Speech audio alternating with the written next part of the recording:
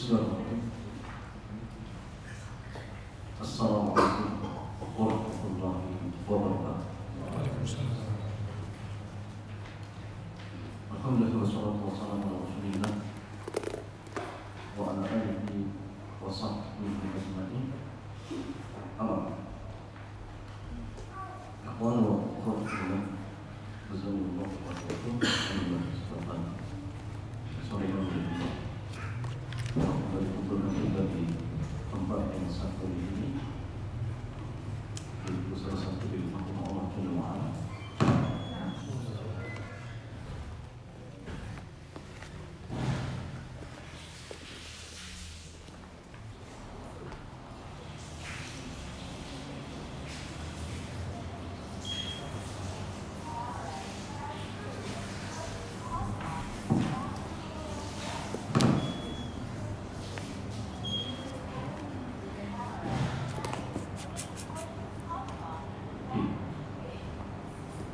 Jadi maksudnya di kesempatan sore ini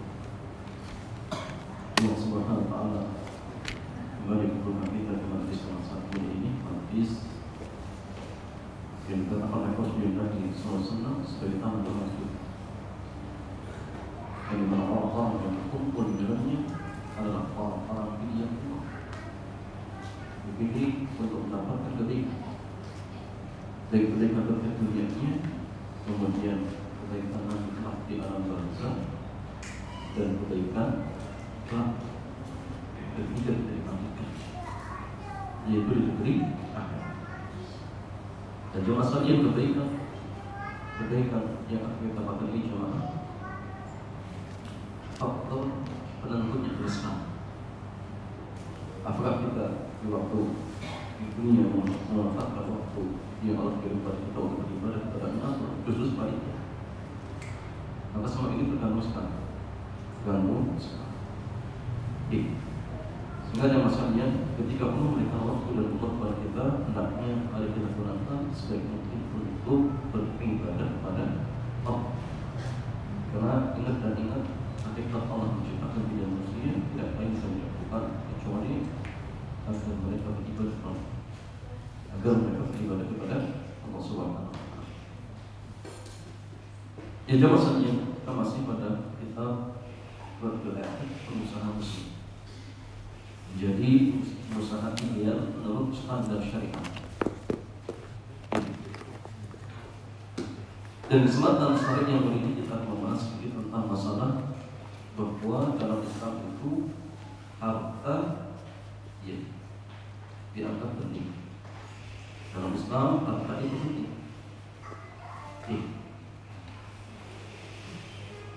Ya, jawab sekali. Islam sangat menghargai apapun yang bermanfaat bagi manusia, termasuk di antaranya. Sehingga selagi sesuatu tersebut ada manfaatnya, Islam pasti membolehkan. Dan ketika sesuatu tersebut misalkan mengatakan bahaya, Islam pasti melarang. Dalam sebuah hadis Rasulullah SAW dia pernah bersabda, "Wa ma yuqarribu minal jannah inna waqad bunyina lahu." Apapun yang bukan seorang hamba dalam surga pasti Islam telah menjelaskannya. Itu pun sebaliknya. Segala apa saja yang akan menjauhkan seorang hamba dari api neraka, kecuali Islam pasti telah menjelaskannya. Di antara bukti Islam sangat menghargai keberadaan harta bisa kita lihat dalam kajian seputar Daruriyat Al-Khamsah.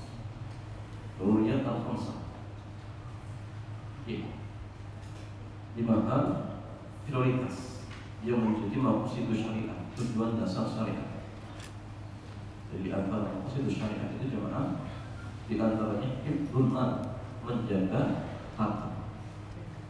Sehingga ini artinya Islam memang jemaah menganggap harta itu penting, sehingga penting untuk dijaga.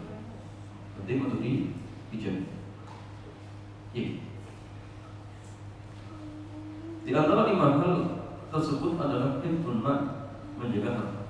Karena itu harta dalam Islam tidak boleh disia-siakan. Jangan ingat ya, tentang masalah harta itu akan ditanya tentang dua hal. Min aina iktasabahu wa ila aina anfaqahu.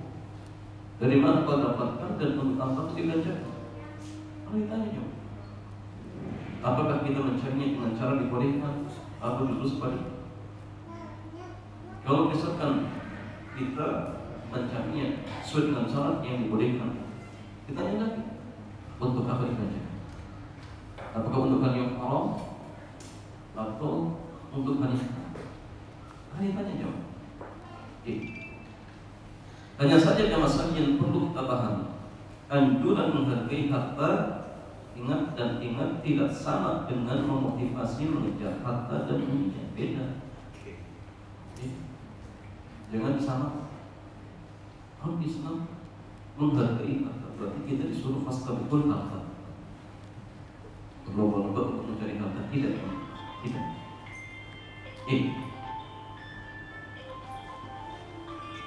Bisa saja maksudnya seorang mengejar harta, namun di saat yang sama dia menggunakan harta itu untuk pemborosan yang sia-sia. Ada orang seperti itu. Dan bahkan kebanyakan mereka sangat rakus dengan dunia. Coba orang yang rakus dengan dunia itu apakah pasti orang kaya? Belum. Bahkan kadang orang yang kita lihat dohirnya sangat miskin, tapi ternyata hatinya rakus dengan harta. Begitu adzan kita datang, dia cari harta, ternyata harta tidak kunjung didapatkan. Sholat apa macamnya, hidupnya ya enggak akur. Pokoknya otaknya harta, padahal dohirnya apa? Tidak punya harta. Ada orang seperti ini. Ada orang seperti ini. Makanya jangan. Kalau seandainya ada orang miskin sombong, itu dipahami daripada kaya sombong. Kenapa jangan? Karena orang miskin sombong itu faktor mendorongnya sedikit. Apa yang sombong? Kalau orang kaya sombong ada faktornya. Walaupun dua-duanya nggak boleh, tetapi orang miskin itu lebih mahal. Jadi ini mana?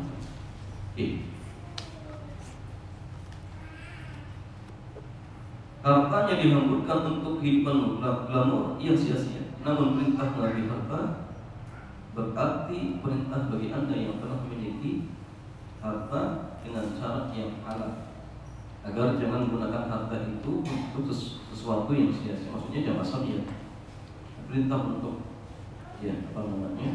mengambil harta itu bagi orang yang sudah punya harta, maka ingat jangan dihambur-hamburkan. Silakan gunakan untuk hal yang manfaat. Gunakan hal tersebut sebagai wasilah yang akan mendekatkan kita kepada Allah Subhanahu wa Ta'ala. Karena ingat fungsi harta itu tidak lain dan tidak bukan hanya sekedar wasilah yang akan menghantarkan kita mudah untuk beribadah kepada Allah. Itu tujuannya. Tidak lebih dari sekedar ini. Sekarang maksudnya kita akan melihat bagaimana semangat Islam dalam menghargai harta. Bukti Islam itu menghargai harta. Kita lihat maksudnya dari beberapa dalil. Yang pertama, harta disebut dengan al-khair. Maka kajian ini namanya khair. Khair itu yang apa aja maksudnya? Kebaikan. Tapi khair kajian itu beda. Apa punya? Komunitas. Al-khair secara bahasa artinya kebaikan. Dan ada beberapa ayat dalam Al-Quran yang menyebut harta dengan sebutan al-khair. Di antaranya firman Allah Jalla wa Ala surat Al-Adiyat ayat yang pertama. Wa innahu li hubbil khairi lasyadid. Manusia itu terhadap harta sangat rakus.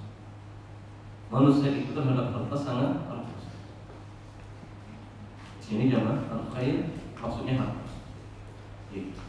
Begitu pula di dalam surat Al-Baqarah ayat 180. Allah berfirman, "Kutiba 'alaikum idza hadara ahadakumul maut in taraka khairan lil wasiyatu lil walidaini wal aqrabina bil ma'ruf.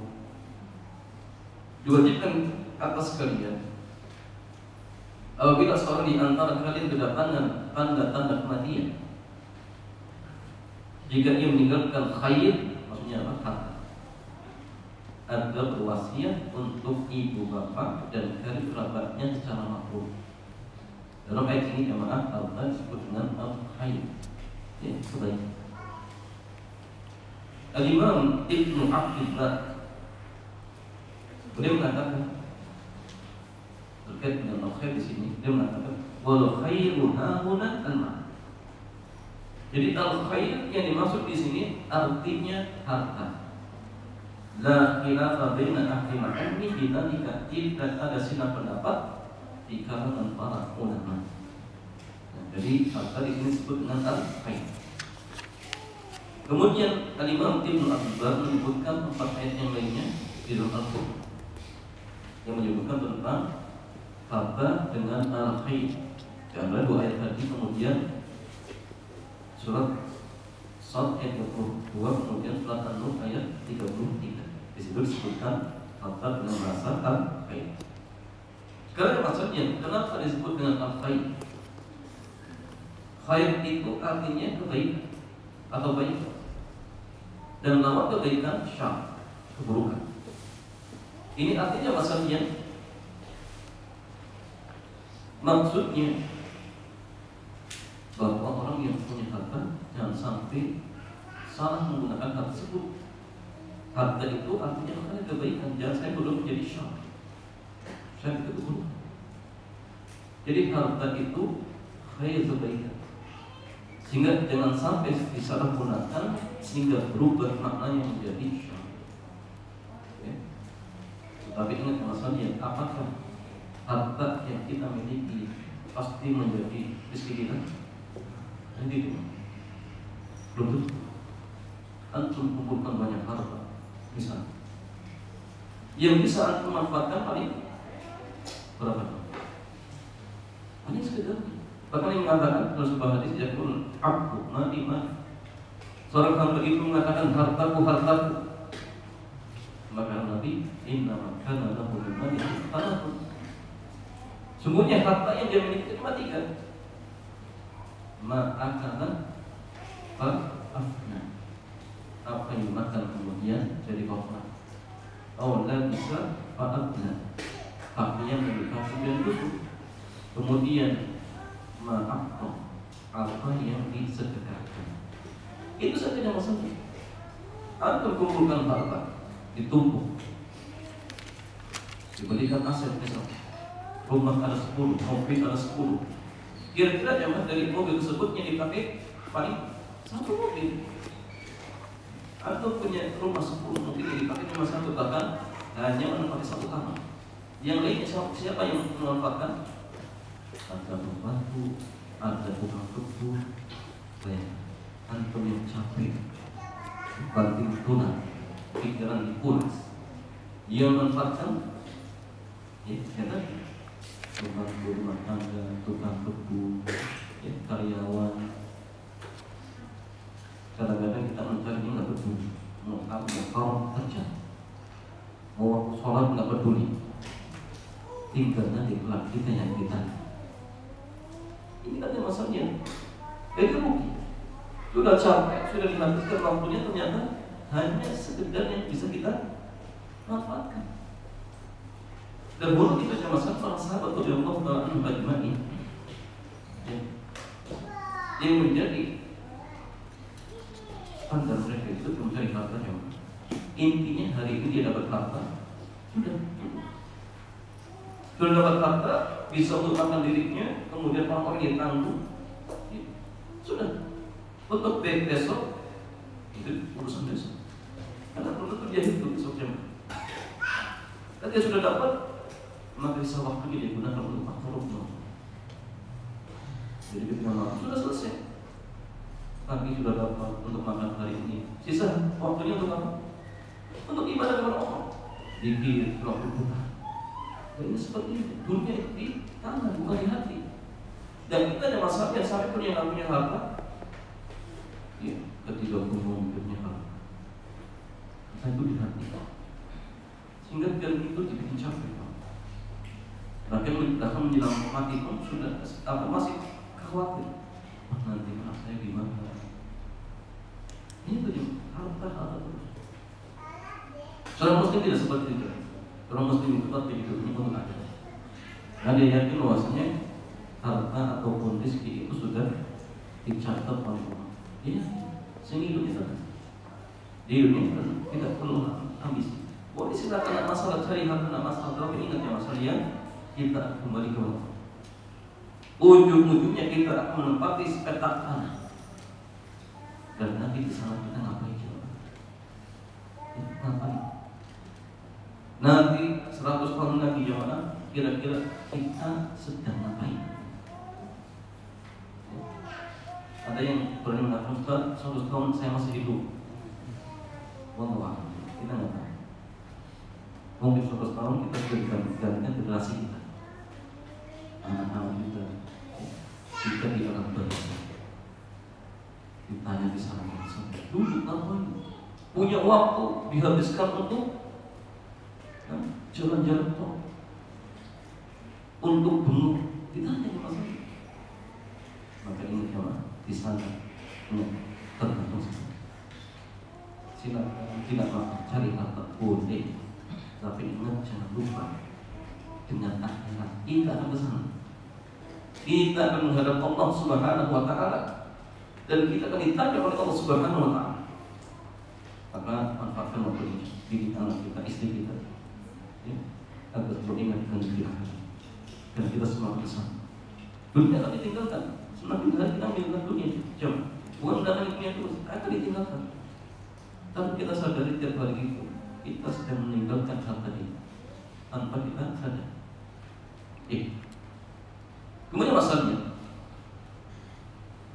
menurut Al-Hakim At-Tirmidzi di Nawadi Al-Usul, dia mengatakan al-mal fil asli qawamun 'ibad fi amri ini.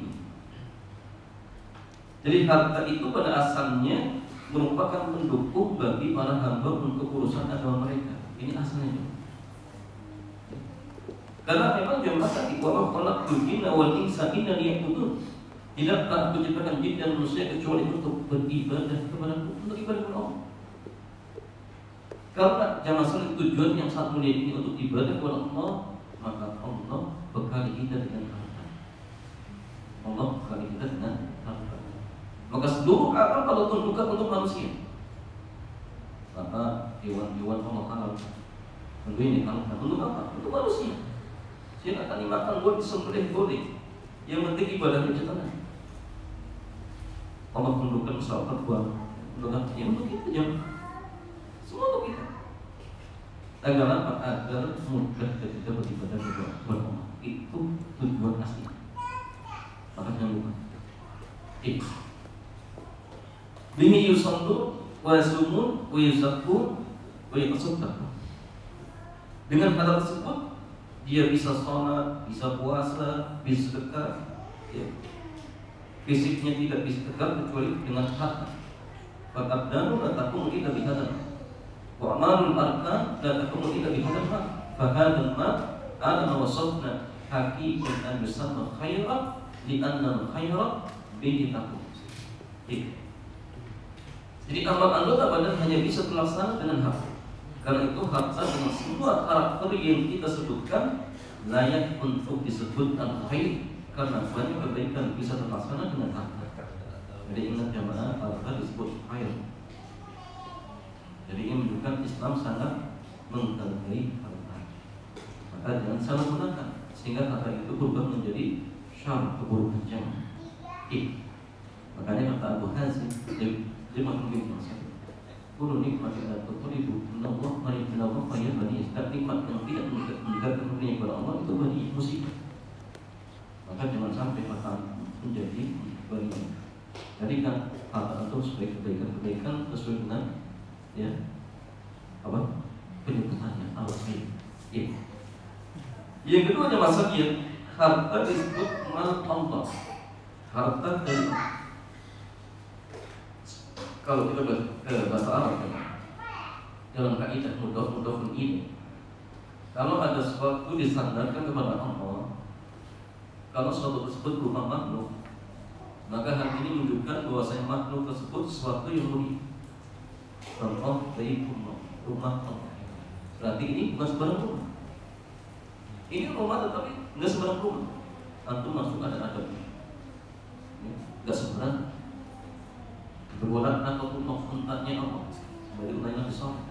Ini untat tadi nggak sebarang rumah. Maka ketika harta disatu pada Allah, Allah berarti memang harta itu memiliki apa? Ini tersendiri sama sekali. Jadi mulia insya Allah. Allah perintahkan agar kita membantu orang yang membutuhkan harta, terutama budak yang ingin merdeka. Allah Jalla wa Ala berfirman di dalam surat An-Nur ayat 33, wa atuhum min malillahi alladzi ataakum. Berikanlah kepada mereka harta Allah yang telah Allah berikan kepada kalian. Di sini disebut dengan harta. Berarti ini menunjukkan bahwasanya harta memang memiliki nilai. Dihargai. Allah menyebut harta dalam ayat di atas dengan man Allah pertama, agar kita memahami bahwa harta itu amanah yang diberikan oleh Allah kepada kita, sehingga jangan sampai harta itu disia-siakan. Ingat, harta itu amanah, maka tunaikanlah sesuai dengan amanah yang diberikan kepada kita. Bagaimana amanahnya? Ya, kalau sudah punya harta sampai di keluarkan zakat. Kalau ada yang butuh bantuan dan aku membantu, bantu. Itulah amanah. Jangan malah disalahgunakan. Ini. Kemudian maksudnya yang ketiga, orang bodoh menurut Al-Quran, mereka yang tidak bisa menggunakan harta dengan benar. Jadi karena harta itu memang suatu yang penting, maka Islam memberikan aturan. Jadi orang-orang yang safih, orang-orang yang bodoh, yang tidak bisa menggunakan hartanya, dilarang untuk didapatkan. Walaupun itu hartanya, walaupun itu harta. Allah Jalla wa Ala melarang kita memberikan harta kepada orang bodoh, meskipun itu miliknya. Sehingga bagi orang bodoh, harta itu harus ada yang menjaga. Allah berfirman, wala tu'tu sufaha'a amwalakum allati ja'alallahu lakum qiyaman warzuquhum fiha. Surat An-Nisa ayat yang kelima. Janganlah kalian serahkan kepada orang-orang bodoh harta mereka yang dalam kekuasaanmu. Ini jadikan Allah sebagai pokok kehidupan. Bila mereka belanja dan pakaian dari hasil harta itu. Di sini maksudnya Allah menyebut sumpah orang-orang bodoh. Iya. Supaya itu artinya orang bodoh. Kenapa? Karena belum sempurna akal. Mereka adalah orang yang tidak bisa menggunakan harta dengan cara yang benar. Sehingga orang kaya yang tidak bisa menggunakan harta dengan cara yang benar, dia termasuk kategori bodoh menurut Al-Quran. Contohnya ada masalah yang orang sapi itu diberikan harta dipakai untuk apa? Hal yang haram, untuk pasang kopi, kemudian beli minuman keras. Ini orang sapi aja. Walaupun dia sudah balik, tapi kalau tidak pandai menggunakan harta, dia disebut apa? Bodoh secara syariat. Dan kita tidak boleh menyerahkan harta kepada orang seperti ini. Makanya gini, kalau misalnya ada orang yang minta ke antum, dia tahu harta itu kalau dikasihkan akan dipakai untuk beli misalnya minuman keras, mau dibelikan rokok misalnya. Antum jangan kasih, kenapa? Dilarang ini. Gak boleh kita ngasih, kenapa? Dia suka bodoh. Karena kalau dikasih, paling untuk beli apa? Beli rokok. Aku gak boleh ngasih dia. Jadi larangan, kenapa kita gak boleh ngasih orang yang minta-minta? Kalau kita tahu misalkan untuk dipakai hal yang haram, karena larangan kita mengasihkan uang kepada orang yang bodoh, yang tidak bisa menggunakan hartanya. Gak boleh. Dia dibolehkan. Walaupun dia sudah balik. Walaupun sudah balik. Kemudian masalah yang keempat, larangan israf dan tabdzir. Ada dua sifat karena tidak bijak dalam menggunakan hak, yaitu tabdzir dan israf. Allah menyebut pelaku tabdzir sebagai temannya setan, dan Allah tidak mencintai orang yang suka israf atau boros. Allah Jalla wa Ala berfirman dalam surat Al-Isra ayat 26 sampai 27. Allah berfirman, "Wa la tubadzir tabdzira. Innal mubadzirina kanu ikhwana syayatin." Janganlah melakukan tindakan tabdzir, sungguhnya para mubadzir itu temannya syaitan. Mulai dalam ayat yang lain, surat Al-An'am ayat 141. Allah Subhanahu wa ta'ala berfirman, "Wa la tusrifu innahu la yuhibbul musrifin." Janganlah bersikap boros, sungguhnya Allah tidak mencintai orang yang boros. Sekarang jamaah, apa bedanya israf, boros dan tabdzir? Kesimpulan Al-Imam Ibnu Abidin, dia mengatakan, "Anna israf sarfu syai'i fima la yanbaghi zaidan ala ma yanbaghi. Wa tabdzir sarfu syai'i fima la yanbaghi." Israf artinya menggunakan harta untuk sesuatu yang benar namun melebihi batas yang dibenarkan. Sedangkan tabdzir menggunakan harta untuk sesuatu yang tidak benar. Ini bedanya. Contoh, Anda makan dengan hidangan berlebihan, itu israf. Adapun tabdzir itu cuma sementara ketika Anda menggunakan harta untuk maksiat, itu tabdzir.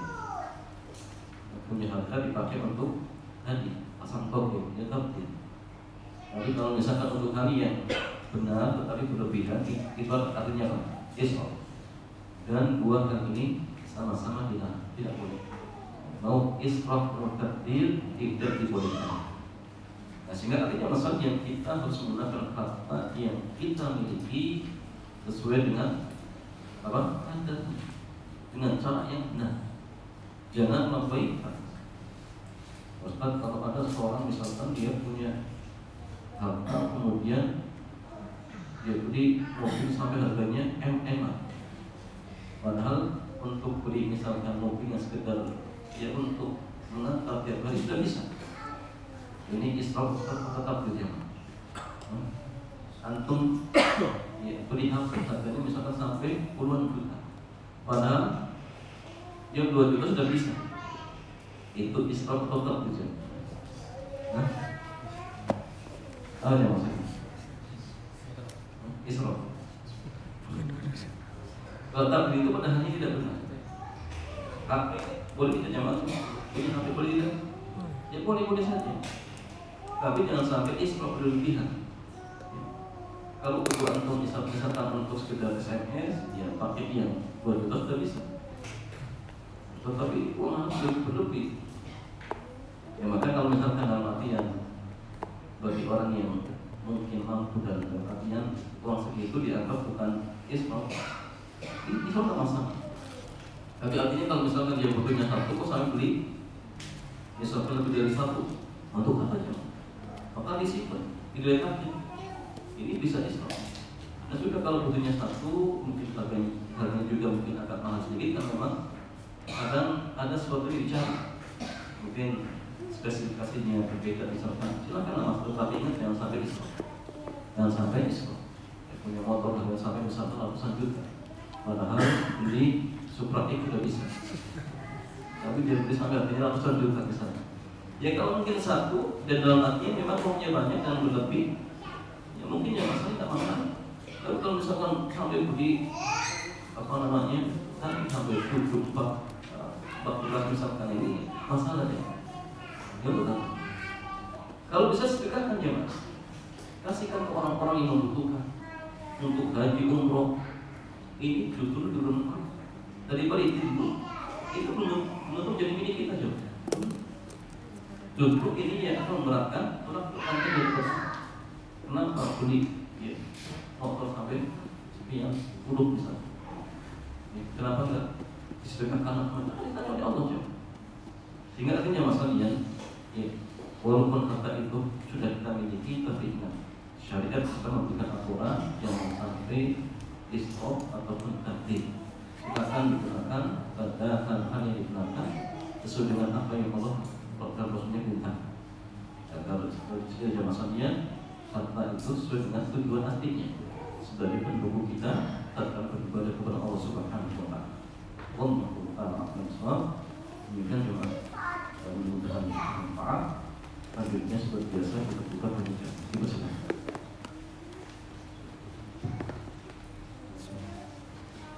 Alhamdulillah kita sampai pada sesi tanya jawab.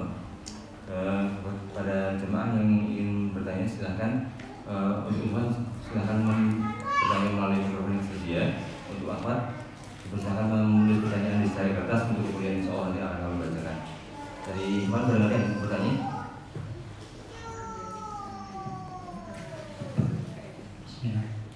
Assalamualaikum Ustaz. Adakah niatnya agar harta kita menjadi berkah? Jadi maksudnya ini kebutuhan. Apakah ada niat agar harta kita menjadi barokah? Jamaah maksudnya barokah itu artinya sejahtera khair, pertamanya kebaikan. Jadi berkah itu terkadang dohirnya sama tapi nilai kebaikannya beda. Itu loh. Contoh misalkan air sama-sama dengan air biasa. Walaupun kadang misalkan jamaah para ukuran sama, tetapi nilai kebaikannya berbeda. Air sama-sama lebih banyak kebaikan. Ada orang punya harta sama, 1M. Tapi kalau satunya barokah, itu akan beda jamaah. Akan beda. 1M, masya Allah, mendatangkan banyak kebaikan. Ya. Apakah ada kiat-kiatnya? Jelas ada juga. Pertama, agar harta kita barokah, maka cari dengan cara yang halal boleh. Itu pertama. Karena kalau harta itu sudah haram, nggak mungkin barokah. Nggak mungkin barokah. Mau misalkan menggunakan untuk zakat, untuk zakat nggak bisa. Solusinya harus dibebaskan. Kalau haram bebaskan selesai. Jadi pertama cari dengan cara yang halal. Yang kedua jamaah, tunaikan hak-haknya. Contoh kalau harta kita sudah mencapai nisab, maka segera bayar zakat. Karena ketika nisab jamaah, ya, seseorang sudah wajib zakat kemudian tidak dikeluarkan, maka harta zakat ini akan menjadikan apa? Menjadikan harta yang kita miliki berkurang keberkahan. Mampu betul dihapus juga. Kemudian jamaah, yang ketiga, bersihkan harta kita dari harta yang haram. Contoh riba. Kenapa dia maksudnya? Ketika kita punya harta mungkin bercampur harta riba, maka riba ini akan menghapus keberkahan. Maka kalau ingin harta kita barokah, yang ini harus keluarkan. Jangan disimpan terus. Biar kelihatan. Hati-hati maksudnya. Ini akan menghapus barokah. Dia akan dikurangi. Kemudian gunakan hal tersebut pada hal-hal yang Allah cintai dan ridhoi. Gunakan hal tersebut pada hal-hal yang Allah cintai dan ridhoi. Artinya digunakan untuk membantu kita dalam beribadah. Ya. Kemudian misalkan ya, untuk membantu orang-orang yang membutuhkan. Ya. Maka masalahnya dengan hal seperti ini, insya Allah harta kita akan barokah. Harta kita akan mendapatkan kebaikan pada pemiliknya seperti itu. Jadi kalau kita punya harta tapi nggak disedekahkan, kemudian tidak keluarkan zakatnya, dijamin ya harta itu nggak barokah. Justru akan menjadikan apa musibah bagi pemiliknya. Ya. Sehingga mungkin ini hanya sekedar jadi menggunakan dengan kiat-kiat tadi, insya Allah harta itu akan menjadi barokah.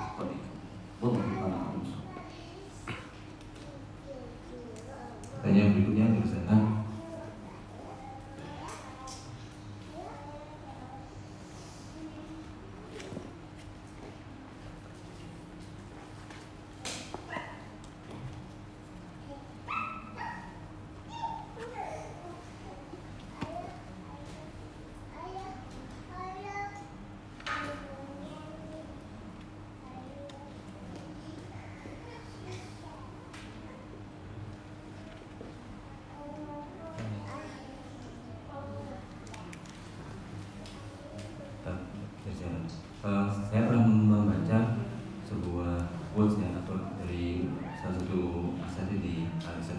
Dia mengatakan bahwa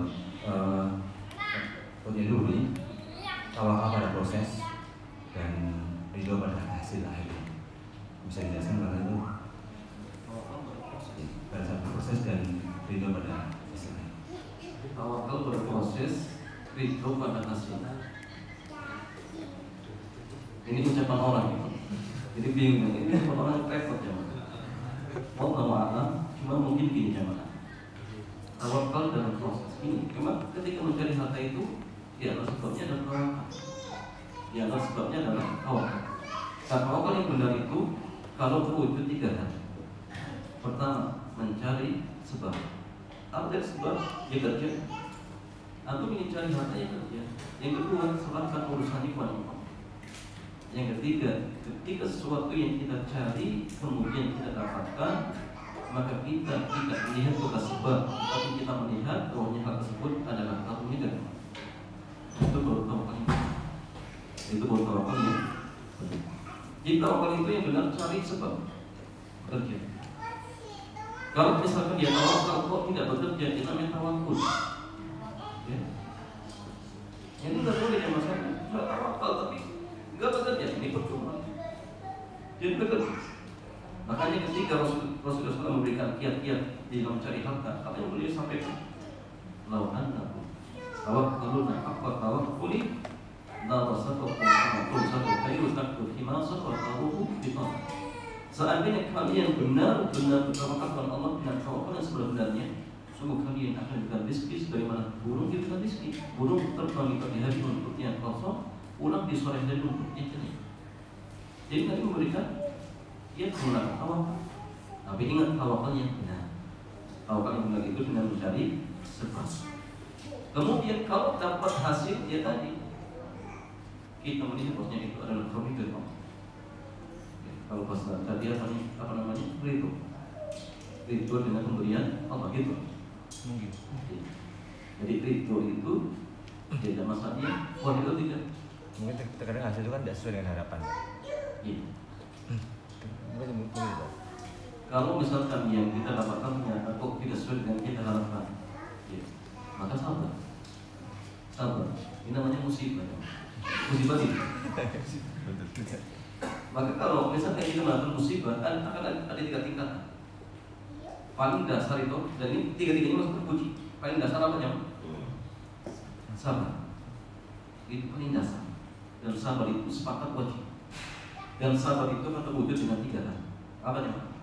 Menahan lisan, menahan hati, menahan anggota badan. Dari apa? Dari melakukan hal-hal yang diharamkan. Maka jangan sampai ketika antum mendapatkan musibah kemudian lisan mengucapkan yang kotor, kemudian hatinya membenci takdir, kemudian kita main tanpa TV, tanpa orang lain, tidak boleh. Dan ini wajib. Tingkatan yang lebih atas sedikit dari itu. Itu apa sih? Kalau bahasa kitanya mungkin pasrah, ya. Sudah, ya. Saya begini saja yang masalah. Maka ridho di dalam makhluk itu ada 2. Ridho terhadap apa yang Allah takdirkan itu ada 2. Pertama terkait dengan dunia kita, yang kedua terkait dengan akhirat kita. Kalau terkait dengan dunia kita, apakah wajib? Kita ditakdirkan menjadi orang miskin. Wajibkah kita itu? Kerja miskin saja lah biar. Wajib. Atau kita dikon sakit. Atau wajib itu masuk berobat. Saya masalah tadi. Jawabannya itu dalam hal tadi yang ditakdirkan berupa burukan dunia yang sahih tidak wajib. Artinya apa? Boleh antum berobat tak masalah. Antum miskin silakan, ya kerja boleh tak masalah. Tapi ini kalau antum mencari dengan sesuatu yang halal, berarti antum masih dianggap apa namanya sabar. Dan kalau mencari sudah dengan cara yang halal, berarti sabar itu tidak. Antum sakit berobat boleh tak masalah. Enggak pasrah boleh. Tapi kalau berobat dengan sesuatu yang dibolehkan berarti masih sabar.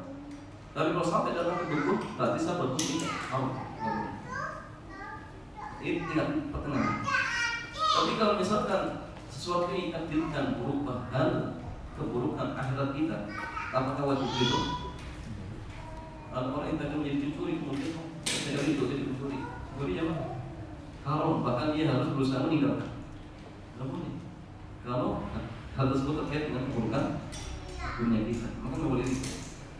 Tapi harus kita berusaha untuk apa? Bertobat. Kemudian kita paling atasnya syukur. Aku cari uang, kali ini dapat sedikit, bersyukur. Alhamdulillah. Ini tingkatan paling tinggi. Jadi tingkatan yang sudah dicapai oleh para nabi dan rasul. Kalau kita jamaah, yang mungkin sabar. Ada dapat 50.000 dan sabar. Jangan berudah, jangan marah-marah. Sudah. Barangkali ini memang takdir antum ya. Jadi nggak perlu dalam artian sampai akhirnya mencaci maki takdir itu atau tidak diperbolehkan.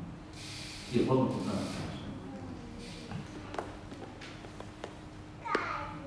Fatma juga ya. Dan menjadi tentang syukur yang dilakukan para nabi dan sahabat dari dan bentuk-bentuknya seperti apa? Dengan peningkatan setelah salatnya adalah syukur. Contohnya Nabi Ayub. Nabi Ayub zaman sekarang Allah timbangkan anaknya, tapi beliau tetap bersyukur. Rasulullah beliau ketika berdakwah diuji, tidak mau tauhid yang maribat, tetapi apakah beliau menuruti? Bahkan yang terjadi beliau tetap bersyukur kepada Allah Subhanahu. Dan syukur itu terwujud dengan 3 hal. Pertama dengan apa? Lisan. Bagaimana caranya? Mengucapkan alhamdulillah atau menceritakan hal tersebut pada orang lain. Alhamdulillah anak dapat misalkan uang sekian, boleh. Tapi ingat jangan sembarang orang. Ceritakan kepada orang yang aman. Yang kedua syukur dengan apa? Dengan hati. Bagaimana? Kita mengakui bahwasannya nikmat ataupun misalkan musibah itu memang tidak ada di Allah. Kita kemudian yang ketiga, kalau kita mendapatkan nikmat, gunakan nikmat tersebut pada hal yang harus kita itu. Kalau misalkan terjadi musibah, jangan sampai dengan menggunakan musibah kemudian akhirnya sampai apa? Berbuat maksiat. Karena banyak orang yang ketika diuji dengan misalkan sedikitnya harta, tidak jadi antara mereka akhirnya apa? Murtad misalnya. Itu nggak boleh. Tetap ya, harus dia istiqomah dan al-haq. Dia tetap bersyukur kepada Allah. Cuma ini sulit. Kalau kita mungkin ya jemaah, ya tingkatannya sabar. Jadi itu pun kadang-kadang sulit. Sebab itu jemaah. Allah maaf.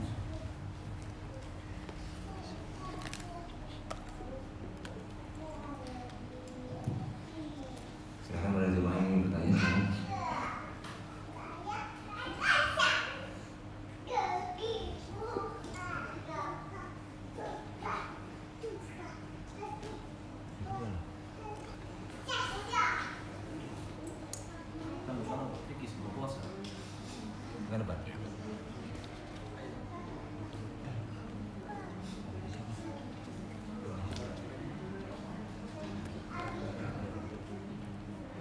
Cukup bahwa hanya ada pertanyaan unggulan atau paham yang bertanya. Ya kemudian yang mana pun Allah memberikan keberkatan pada hati